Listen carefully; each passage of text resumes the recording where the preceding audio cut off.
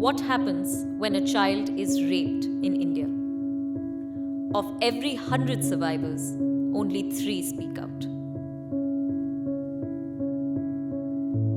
In almost all cases, the child knows the rapist, which makes her less likely to speak up. And in the rare instance where the child does step forward, she faces suspicion and judgment. The case drags on for years. The child is subjected to harsh questioning and is forced to relive her trauma again and again. Her identity is often disclosed. She is constantly exposed to her rapist, and most of the time, the court does not convict the accused. This does lasting damage to the child.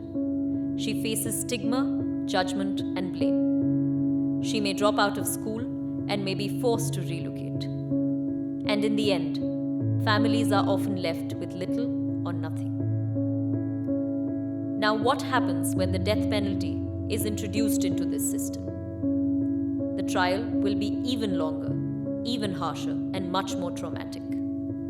Faced with the guilt of sending a known person to the gallows, the child and her family are much less likely to report.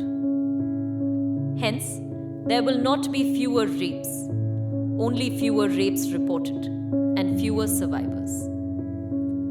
What do we actually need?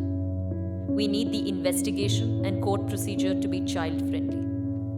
We need victim protection programs. We need trained and sensitized judges, lawyers, and police officials. And most of all, we need education and awareness programs to challenge the attitudes that lead to inequality and violence. Here's the good news. Existing laws already have many of these provisions, but their implementation needs to be stricter and wider. And that's what we need to focus on, instead of pursuing a drastic measure like the death penalty. There is no easy solution to this complex problem, but we don't need an easy solution. We need the right one.